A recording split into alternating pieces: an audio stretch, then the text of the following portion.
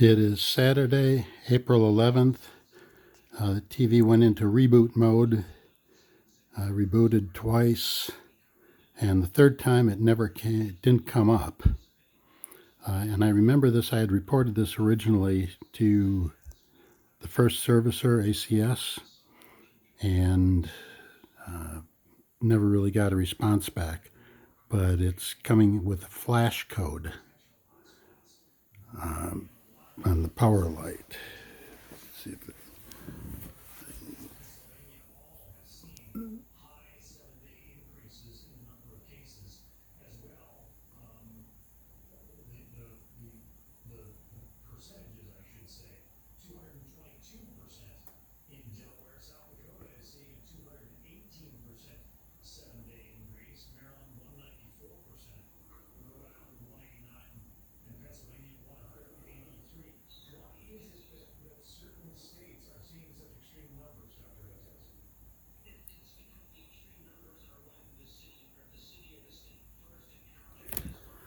appears to be 3 short flashes followed by 3 long flashes, or 3 long flashes followed by 3 short flashes. Not sure which. I'm going to take the remote and see if I can power it down with the remote.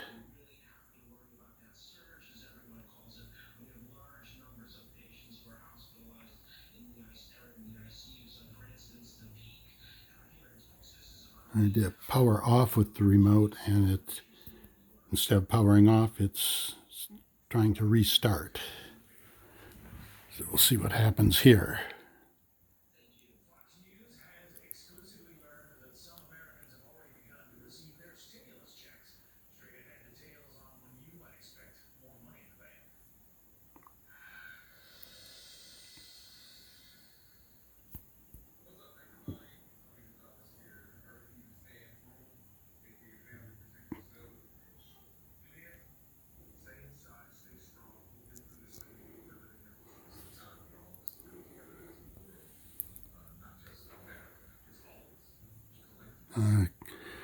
Came up, I think the signal source is off. Let me try turning that on.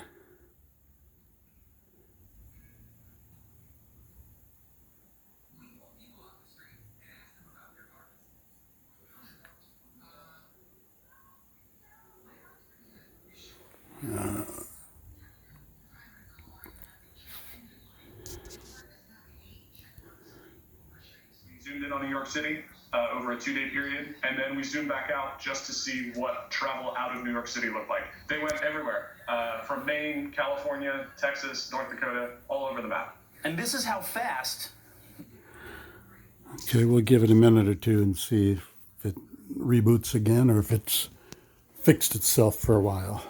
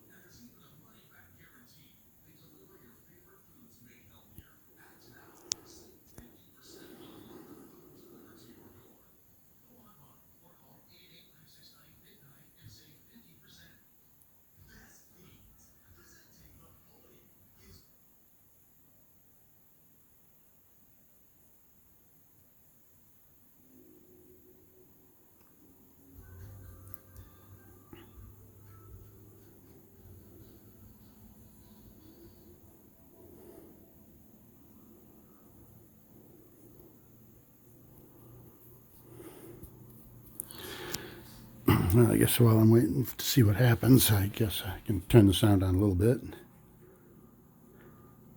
Now, but take a look at this that he shot in the hospital.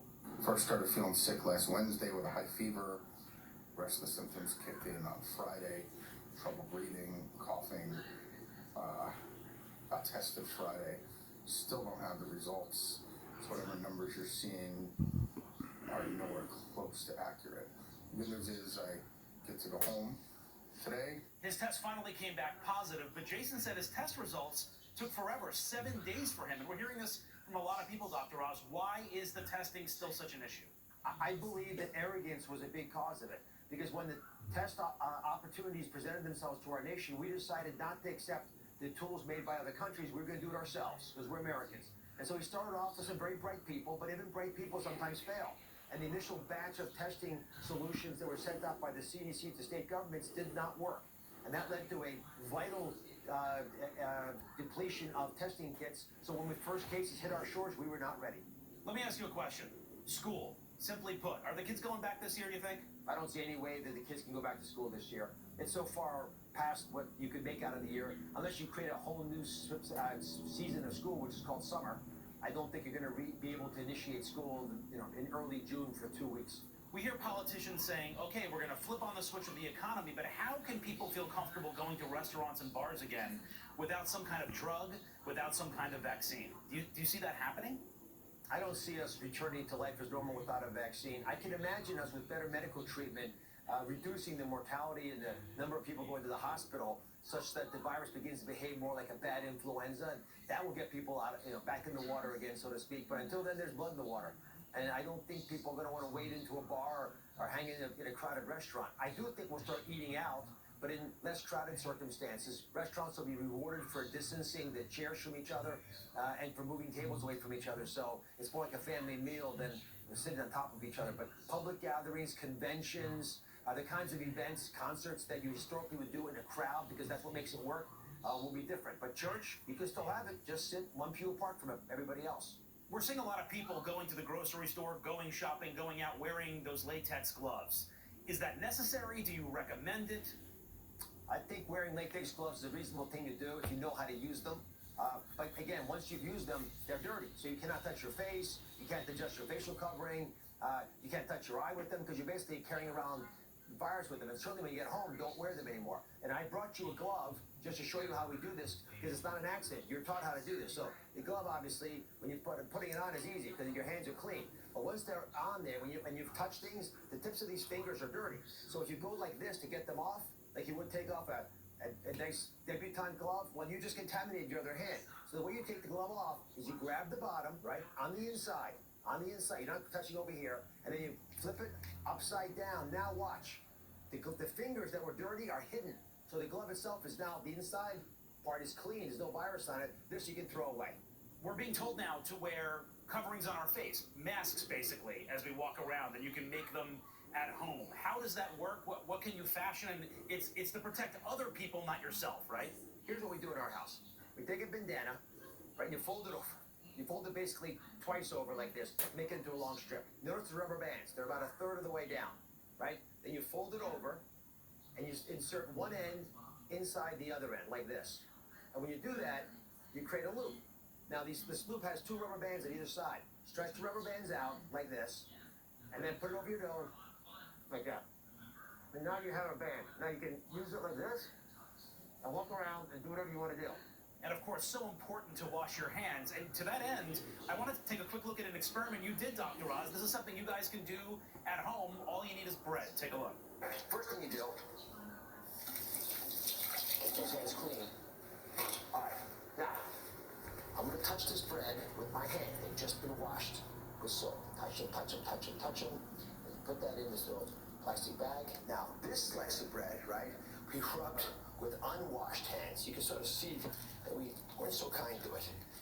So that's the unwashed bread, touched by unwashed hands. And this piece of bread I touched earlier today after cleaning my hands with a hand sanitizer, like so many folks are using when they're outside the home.